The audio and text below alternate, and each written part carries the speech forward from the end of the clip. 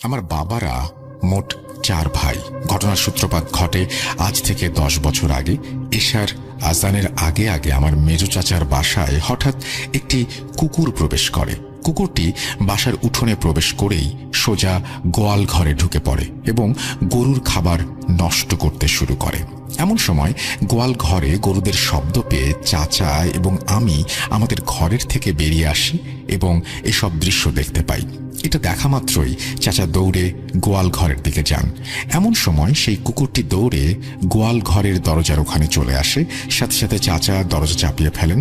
এভাবে কুকুরটা বেরিয়ে আসলে হয়তো কাউকে কামড় দিতে পারে।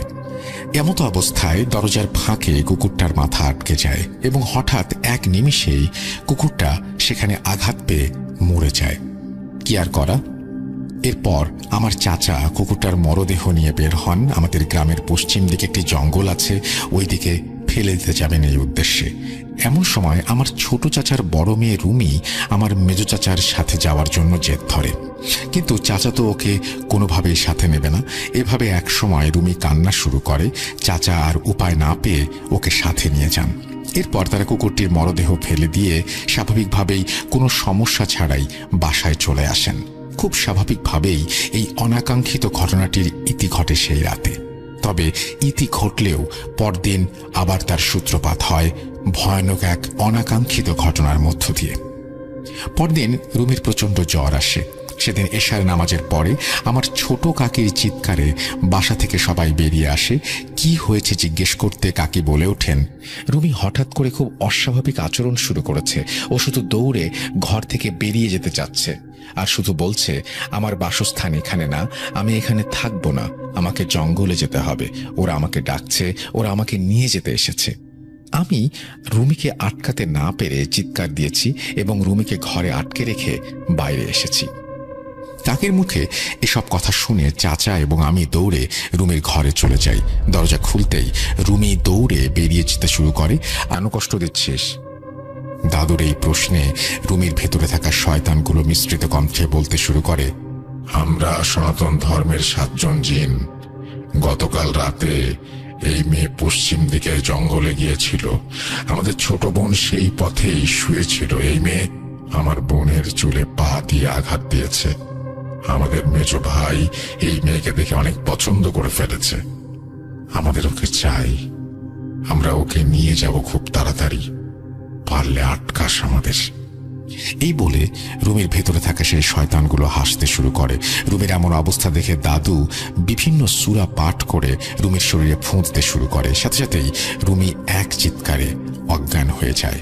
প্রায় মিনিট 10 পর রুমির জ্ঞান ফিরে আসে। রুমির জ্ঞান ফিরে আসলে দাদু একটা গ্লাসে পানি পড়ে দেন এবং সেই পানি রুমিকে খাইয়ে দেন এবং আমাদের সকলকে উদ্দেশ্য করে বলতে শুরু করেন, ওরা খুবই প্রভাব বিস্তারকারী জিন। ওদের কাজ হাসিল না হলে ওরা মানুষের শরীরে বিভিন্ন অর্গান নষ্ট করে, মানুষকে শারীরিকভাবে কষ্ট দেয়। আপাতত সেই জিনগুলো ওর শরীর ছেড়ে গিয়েছে, কিন্তু ওরা আবার আসবে। আমার বয়স হয়ে গিয়েছে, আমি সেই জিনগুলোর সাথে লড়াই করে কুলিয়ে উঠতে পারবো না। তোমরা অন্য কোনো ভালো হুজুর কবিরাজের খোঁজ করো। আমি একটা তাবিজ দিচ্ছি, কিছুক্ষণ পর রুমির গলায় পরিয়ে দিও। এই বলে দাদু আমাদের বাসা থেকে বিদায় নেন।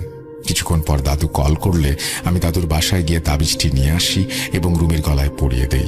দাদুর চিকিৎসার পর রুমি একদম স্বাভাবিক হয়। পরদিন থেকে আমরা ভালো হুজুর এবং কবিরাজের খোঁজ করতে শুরু করি। খুঁজতে খুঁজতে সেদিন দুপুর নাগাদ আমরা নবাবগঞ্জ থানার একজন ভালো নাম করা কবিরাজের সন্ধান পাই। কবিরাজের খোঁজ পাওয়ার সাথে সাথেই রুমিকে চাচা এবং চাচি সেই কবিরাজের কাছে নিয়ে যান। প্রিয় লিসেনার্স, কবিরাজের কাছে রুমিকে নিয়ে যাওয়ার পর সেখানে কি কি ঘটেছিল সেসব কিছু আমি শুনেছি আমার কাকির কাছ থেকে। কাকি বলেন, রুমির বাবা আমরা দুজন মিলে রুমিকে নবাবগঞ্জের সেই কবিরাজের কাছে নিয়ে যাই। কবিরাজের ওখানে গিয়েই দেখি সেখানে স্বাভাবিক আচরণ করছে। ও শুধু বলছে আপনাদের গ্রামের পশ্চিম দিকের জঙ্গলের দিকে যাবে, আর বারবার সে জ্ঞান হারাচ্ছে, আপনারা তাড়াতাড়ি আসুন। স্যারের কথা শেষ হতেই আমি এবং চাচি মিলে রুমির স্কুলে যাই। রুমির স্কুলে যেতেই আমরা সকলেই রুমির আবার সেই অস্বাভাবিক আচরণ দেখতে পাই।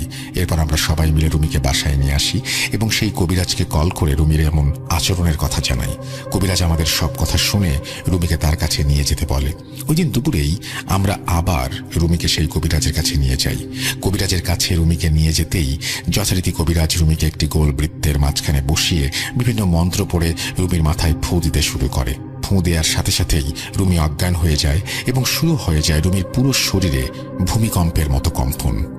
এমন অবস্থায় হঠাৎ করে রুমির জ্ঞান ফিরে আসে। রুমির জ্ঞান ফিরে আসতেই রুমি পুরুষ কণ্ঠে বলে ওঠে, আমাকে আবার কেন ডেকে নিয়ে আসা হয়েছে? প্রতি উত্তরে কবিরাজ বলে, তোরা আবার এই মেয়েকে কষ্ট দিচ্ছিস? কবিরাজের এই প্রশ্নে রুমির ভেতরে থাকা জিনটি বলতে শুরু করে, না, আমরা তো কথা দিয়েছি আমরা আর কোনোদিন এই মেয়েকে কষ্ট দেব না। আমরা ওকে কোনো প্রকার কষ্ট দেইনি। ওর আবার এই অবস্থার জন্য দায়ী অন্যজন। ওদের এই গ্রামের একজন মহিলা এই মেয়ের চাচি এই মেয়ের ওপর কালো জাদু প্রয়োগ করছে। এই মেয়েকে সেই মহিলা তার ছেলের বউ বানাতে চেয়েছিল, কিন্তু এই মেয়ের মা রাজি না হওয়ায় সেই মহিলা এই কালো জাদু করে। এই মেয়ের ওড়না এবং চুল দিয়ে কালো জাদুটা করা হয়েছে। আচ্ছা, আপনারা চিন্তা করবেন না, আমি সেই কালো জাদুর জিনিসগুলো এনে দিচ্ছি, আপনি সবকিছু নষ্ট করে দেন, তাহলে এই মেয়ে একদম সুস্থ হয়ে যাবে। আর আমি কথা দিচ্ছি, এই মেয়ের আর কোনো ক্ষতি আমি হতে দেব না। এই মেয়েকে সেই শুরুর দিক থেকে আমার অনেক ভালো লেগেছে। আমি দূর থেকে সব সময় এই মেয়েকে বিভিন্ন বিপদ থেকে সাহায্য করব। এই বলে রুমি আবার অজ্ঞান হয়ে যায়। এরপর কবিরাজ রুমির পুরো শরীরে বিভিন্ন মন্ত্র পড়ে ফু দেন এবং বাসায় চলে যেতে বলেন আমাদের। কবিরাজের কথা মতো আমরা রুমিকে নিয়ে বাসায় চলে আসি। বাসায় আসার কিছুক্ষণ পর রুমির জ্ঞান ফিরে আসে। জ্ঞান ফিরতেই একদম প্রায় 3 কিলোমিটার রাস্তা হেঁটে পাড়ি দেবার পর মামুন ভাইদের বাড়ি। সরু রাস্তা ধরে কিছু দূর যেতেই রাস্তার পাশেই সোনাই নদী। নদীর পাড়ে একটা শ্মশান ঘাট আর এক পাশে একটা কবরস্থান। আমরা দুই ভাই গল্প করতে করতে যাচ্ছি। হঠাৎ কবরস্থানের দিকে আমার চোখ পড়ল। দেখলাম কবরস্থানে একটা কুপি বাতি আর কিছু মানুষ। মামুন ভাই বলল, কে যেন মারা গেছে, তাকে কবর দেওয়ার জন্য নিয়ে আসা হয়েছে, তবে বৃষ্টির কারণে কিছুটা বিলম্ব হয়েছে। আমি আবার কবরস্থানের দিকে তাকাতেই আমার কোনো এক অজানা কারণে গা শিউরে ওঠে। আমি পাশ ফিরে মামুন ভাইকে ডাকি, ভাইয়া, হাই ভাইয়া। মামুন ভাই কোনো উত্তর দিল না। আমি ওর হাত টান দিয়ে ধরে বললাম, দ্রুত চল, আমার কেমন যেন ভয় ভয় লাগছে। খেয়াল করলাম ওর যে হাতটা আমি ধরেছি সেটা প্রচণ্ড ঠান্ডা।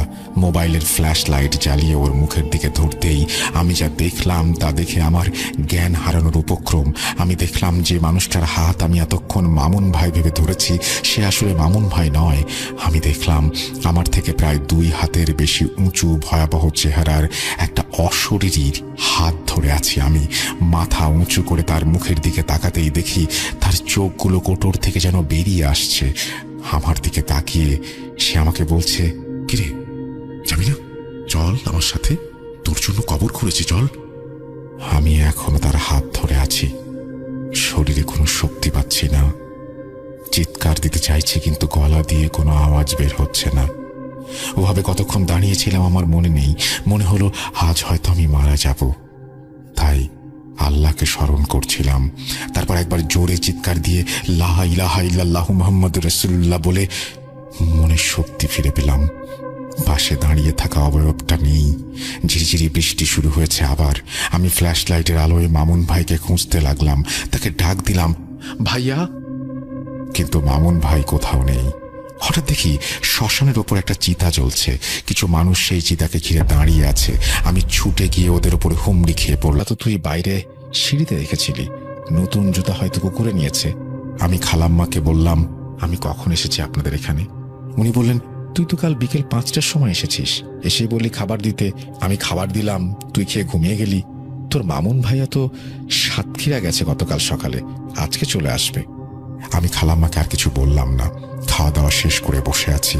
হঠাৎ মনে হলো আমি স্বপ্নে দেখলাম ওই রাস্তায় আমার পা থেকে জুতা খুলে গেছে। সেটা তো আমার স্বপ্ন ছিল, কিন্তু বাস্তবে এখন আমি জুতা খুঁজে পাচ্ছি না কেন, তাও সেই ঠিক ডান পায়ের জুতা। বিকালে মামুন ভাই ফিরতেই আমি ওকে নিয়ে বেরিয়ে পড়লাম সেই শ্মশানের কাছে।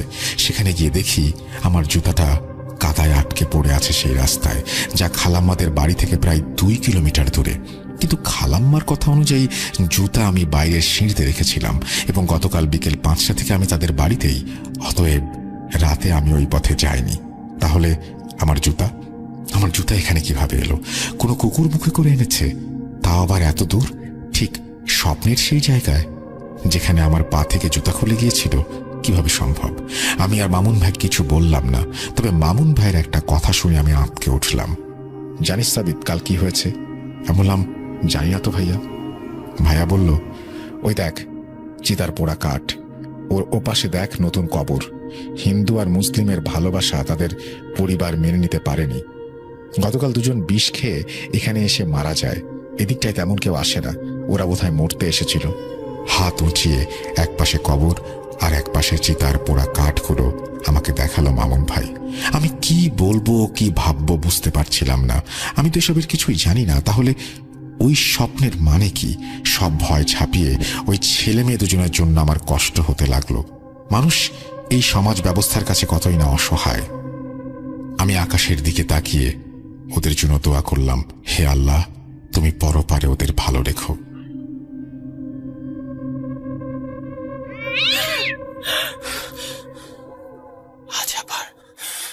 হাই স্কুলে আর আমি প্রাইমারি স্কুলে। আমি তখন ভর্তি হয়েছি সালটা 2009। আমার নিজ চোখে ওই স্কুলে এখন পর্যন্ত কোনো কিছু ধরা পড়েনি। আপু স্কুল সম্পর্কে আমাকে বলেছিলেন, তবে আপু আমাকে তার নিজের চোখে দেখা একটি ঘটনা বলেছিলেন। ক্লাস করার আগে আপুরা পিটি করতেন হাই স্কুলের সামনে খোলা মাঠে। মেয়েদের পিটি করতে হলে প্রাইমারি স্কুলটির দিকে ফিরে পিটি করতে হয়। তখন আপু পড়তেন ক্লাস 9-এ। পিটি করতে দাঁড়িয়ে আপু মাঝে মাঝে প্রাইমারি স্কুলের ছাদের দিকে তাকাতেন। তেমনি একদিন পিটির সময় ছাদের দিকে চোখ এলে তিনি দেখতে পান ঘোমটা দেয়া একটি মহিলা ছাদের ওপর এদিক থেকে ওদিক পায়চারি করছে। আপু এটি দেখে চোখ নিচে নামিয়ে ফেলেন। আপু কিছুটা ভয় পান। কিছুক্ষণ পর আবার তাকান, তখন দেখলেন মহিলাটি এবার নিচের দিকে তাকিয়ে আছে। তিনি বুঝে গেছেন এটা কি, তাই তিনি আর ওপরের দিকে তাকাননি। যখন পিটি শেষ হলো তখন ওপরের দিকে তাকিয়ে সেখানে দেখেন আর কেউ নেই। কিন্তু কথা হলো, আপু পরে জানতে পারেন ওই দিন স্কুলের ছাদের গেট খোলা ছিল না। তাহলে যে মহিলাটিকে তিনি দেখেছেন তিনি কে? পরে ঘটনাটি আপু ওনার ক্লাসমেটদের সাথে শেয়ার করেন। এরকম অনেক মেয়েই অনেক কিছু দেখেছে। একদিন আমাদের প্রাইমারি স্কুল ছুটি হওয়ার পর সবাই যে যার বাড়িতে চলে যায়। আমিও বাসায় চলে আসলাম। তবে মাঝে মাঝে স্কুল ছুটির পর স্কুলের নিচে অবশ্যই বন্ধুদের সাথে খেলতাম।